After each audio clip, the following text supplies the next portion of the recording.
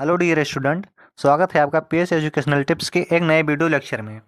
आज के वीडियो में हम लोग हिंदी गद्य के विकास का संक्षिप्त परिचय देखेंगे।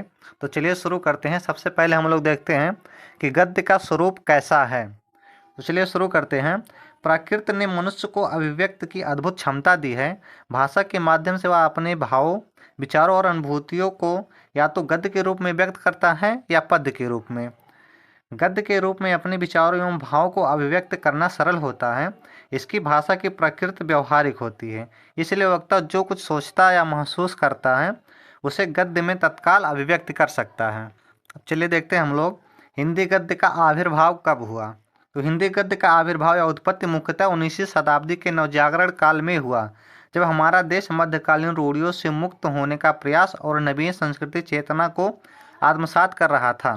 हमारे जीवन पर नवीन विचारों, नवीन शिक्षा पद्धति और नए वैज्ञानिक आविष्कारों का प्रभाव पड़ रहा था।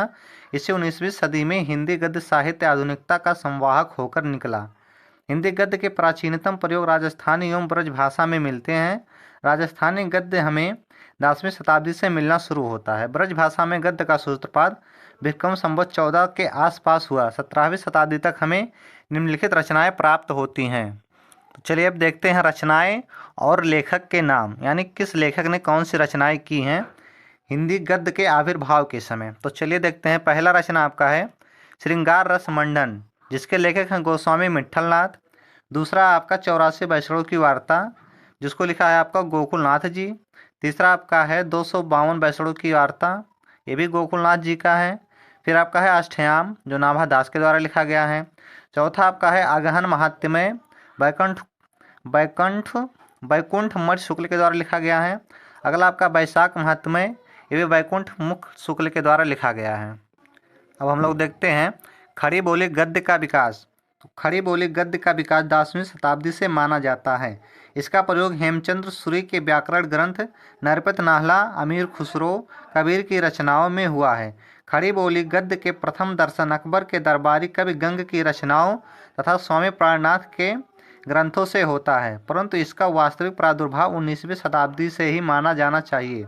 इसके पश्चात तो खड़ी बोली का प्रयोग बढ़ता ही चला गया। खड़ी बोली गद्य के विकास से संबंधित कुछ रचनाएं निम्नलिखित हैं। चलिए देखते हैं रचनाएं और रचनाकार। पहला रचना है आपका शब्दानुशासन, जो हेमचंद्र सूरी के द्वारा लिखा गया है। दूसरा आपका बीसल देव, नरपत नाला के द्वारा लिखा गया है। तीसरा आपका पहेलिया या मुकुरिया, अमीर खुसरो के द्वारा लिखा गया है। साखिया या बीजक, कबीरदास के द्वारा लिखा गया है। चंद छंद, वर्णन की महिमा या कुतुब शतक, ये गंग के द्वारा लिखा गया है। अगला रचना है आपका गोरा बादल की कथा, जटमल के द्वारा लिखा गया है। भाषा योग वशिष्ठ, राम प्रसाद निरंजनी के द्वारा लिखा गया है। पद्म पुराण, दौलत राम के द्वारा लिखा गया है। पंचांग दर्शन, मथुरा नाथ शुक्ल के द्वारा लिखा गया है। सुख सागर, मुंशी सदा सुख लाल के द्वारा लिखा गया है। रानी केतकी की कहानी, इंसा अल्लाह खां के द्वारा लिखा गया है। नाच केतोपाख्यान, ये आपका लिखा है सदर मिश्र के द्वारा। दूसरा आपका है प्रेम सागर, बैताल पचीसी, सिंहासन बत्तीसी, शकुंतला नाटक, माधव विलास, राम विलास, यह लल्लू लाल के द्वारा लिखा गया है। अब हम लोग देखते हैं हिंदी खड़ी बोली गद्य का विकास। तो हिंदी खड़ी बोली गद्य के विकास को निम्नलिखित चरणों में विभाजित कर इसका अध्ययन किया जाता है। तो पहला आपका है भारुतेंद्र युग, जो कि 1868 से 1900 ईस्वी तक चला है। तो 19वीं शताब्दी के मध्य में देश के क्षितिज पर भारतेंद्र हरिश्चंद्र का उदय हुआ।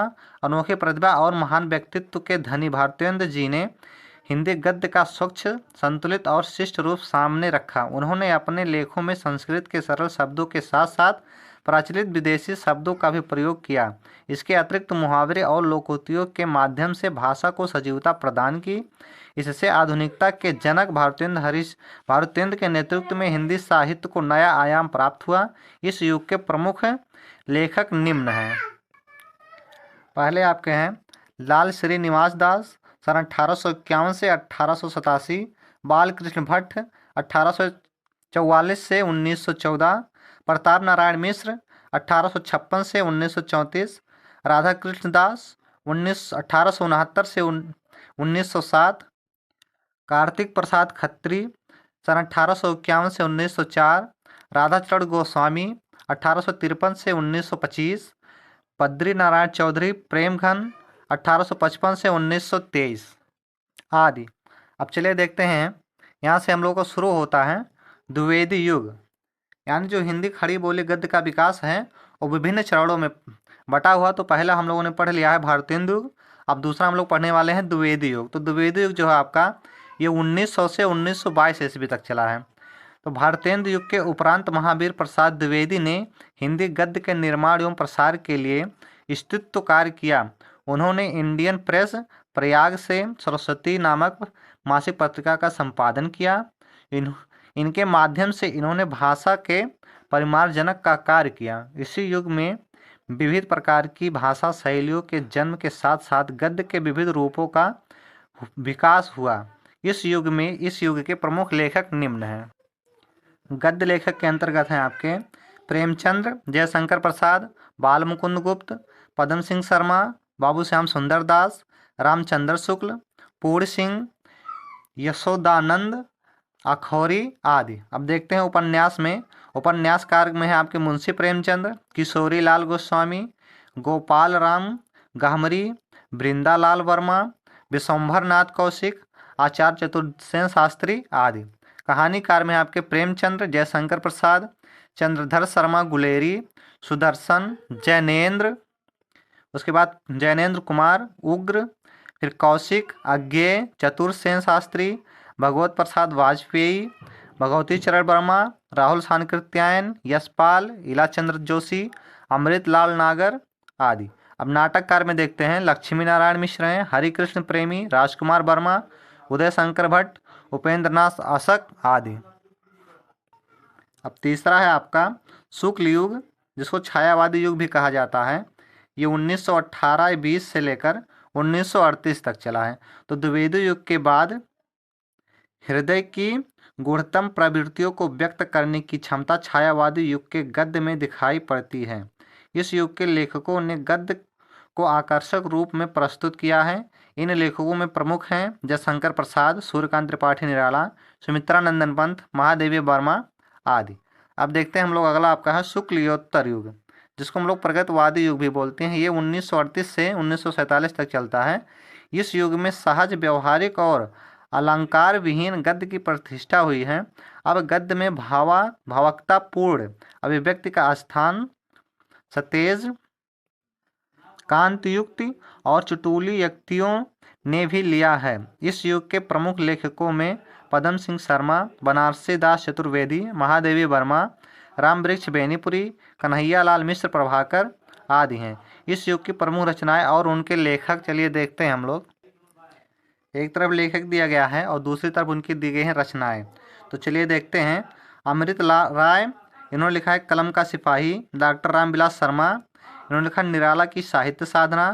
पांडे बचन शर्मा उग्र, अपनी खबर। हरिवंश राय बच्चन ने लिखा है क्या भूलूं क्या याद करूं और नीर का निर्माण। फिर अगला जो आपका है पांचवा है आपका वर्तमान युग या स्वतंत्रोत्तर युग।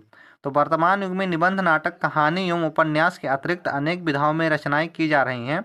इससे हिंदी गद्य का स्वरूप निरंतर विकसित हो रहा है।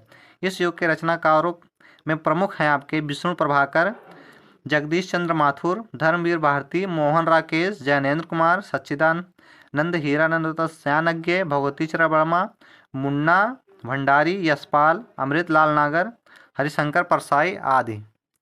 अब यहाँ हम लोग देखेंगे गद्य की जो विभिन्न विधाएं हैं उनका परिचय देखेंगे, यानी निबंध, कहानी, उपन्यास, नाटक, एकांकी, जीवनी, आत्मकथा, रेखा चित्र, संस्मरण, यात्रा साहित्य, भेंट वार्ता, पत्र साहित्य, डायरी, रिपोर्टाज, आलोचना, काव्य संग्रह, लघु कथा, इतनी है गद्य की विधाएं। तो चलिए इसका एक परिचय देखते हैं छोटा सा कि इसको क्या बोलते हैं। तो चलिए देखते हैं, शुरू करते हैं। हिंदी गद्य की विधाएं एक परिचय में। तो हिंदी गद्य साहित्य के आविर्भाव से लेकर अब तक अनेक विधाएं विकसित हुई हैं। इन विधाओं में निबंध, कहानी, नाटक, एकांकी, उपन्यास, जीवनी, आत्मकथा, यात्रा साहित्य, संस्मरण, रेखाचित्र, रिपोर्टाज, डायरी, भेंटवार्ता, पत्र साहित्य, आलोचना, उसके बाद में है आपका काव्य, गद्य काव्य एवं लघु कथा मुख्य हैं। इन विधाओं का संक्षिप्त परिचय निम्नलिखित है। पहला आपका निबंध है। तो चलिए देखते हैं। यह गद्य की सबसे महत्वपूर्ण एवं विकसित विधा है। आलोचकों ने निबंध को गद्य की कसौटी कहा है। एक नंबर में पूछा जा सकता है कि गद्य की कसौटी किसे कहा जाता है, तो निबंध को गद्य की कसौटी कहा जाता है। दूसरा आपका है कहानी। तो कहानी जो आपका आधुनिक साहित्य की सबसे लोकप्रिय विधा कहानी है। यह किसी पात्र, घटना, भाव संवेदना आदि की मार्मिक अभिव्यंजना करती है। इसका शीर्षक आकर्षक एवं रोचक होता है। तीसरा हम लोग देखते हैं उपन्यास। उपन्यास क्या होता है? तो वर्तमान हिंदी साहित्य की सर्वप्रिय विधा उपन्यास है। इसमें साहित्य की सभी विधाओं को सन्निहित करने की क्षमता होती है। उपन्यास में कथा के साथ काव्य की भावुकता और संवेदना जागृत कर पाठकों को एकाग्र करने की क्षमता होती है। चौथा है आपका नाटक। तो नाटक शब्द की उत्पत्ति नट धातु से हुई है, जिसका अर्थ है भाव का प्रदर्शन। नट यानी अभिनेता से अभिनीति होने के कारण इसे नाटक कहा जाता है। भारतेंद्र हरिश्चंद्र ऐसे नाटककार थे जिन्होंने सामाजिक, राजनैतिक, पौराणिक और प्रेम प्रधान सभी प्रकार के नाटक लिखे हैं। पांचवा आपका है एकांकी। एकांकी नाटक का वह रूप है जिसमें एक ही अंक में संपूर्ण नाटक समाप्त हो जाता है। अगला आपका है छठवां जीवनी। जीवनी साहित्य की महत्वपूर्ण विधा है जिसमें किसी महापुरुष के जीवन की घटनाएं, उसके कार्यकलापों तथा अन्य गुणों का आत्मीयता, औपचारिकता एवं गंभीरता से व्यवस्थित रूप में वर्णन किया जाता है। सातवां है आपका आत्मकथा। आत्मकथा भी जीवनी के समान ही लोकप्रिय विधा है। लेखक स्वयं अपने जीवन की कथा को पाठकों के समक्ष आत्मीयता से रखता है। अगला आपका है रेखाचित्र। रेखाचित्र अंग्रेजी के स्केच का अनुवाद है जो रेखा और चित्र के मेल से बना है। इसमें कलात्मक शब्दों द्वारा किसी व्यक्ति, वस्तु या घटना के बाह्य तथा आंतरिक स्वरूप का चित्रण किया जाता है। नौवां है आपका संस्मरण।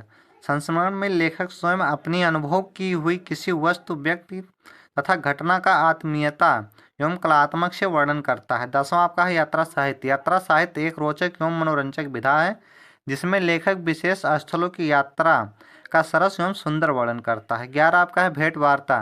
भेंट वार्ता में भेंट, चर्चा, विशेष परिचर्चा, साक्षात्कार, इंटरव्यू आदि नामों से भी जाना जाता है। यह वह विधा है जिसके माध्यम से भेंट वार्ता किसी महान व्यक्ति के मन और जीवन में प्रश्नों के झरोखे से झांक कर उसके आंतरिक दृष्टिकोण को पाठकों के समक्ष प्रस्तुत करता है। 12 आपका है पत्र साहित्य। जब लेखक अपने किसी मित्र, परिचित आदि को कुछ बताने या उसके बारे में जानने के लिए कुछ लिखता है तो इससे पत्र साहित्य का सृजन होता है। 13 है आपका डायरी। डायरी लेखन का आरंभ 1930 ईस्वी के आसपास माना जाता है। नरदेव शास्त्री को प्रथम डायरी लेखक माना जाता है। इनकी नरदेव शास्त्री वेद तीर्थ की जेल डायरी के प्रकाशन के साथ ही हिंदी में इसका लेखन शुरू हुआ। रिपोर्टाज। रिपोर्टाज हिंदी के रिपोर्ट का पर्यायवाची है। इसमें किसी घटना का वर्णन किया जाता है जिससे पाठक प्रभावित होता है। 15 आपका है आलोचना। आलोचना का अर्थ है किसी पदार्थ, तथ्य आदि की जांच सही रूप से करना या भली प्रकार से उसके गुण दोषों को जांचना। इसका व्यवस्थित सूत्रपात द्विवेदी युग से प्रारंभ होता है।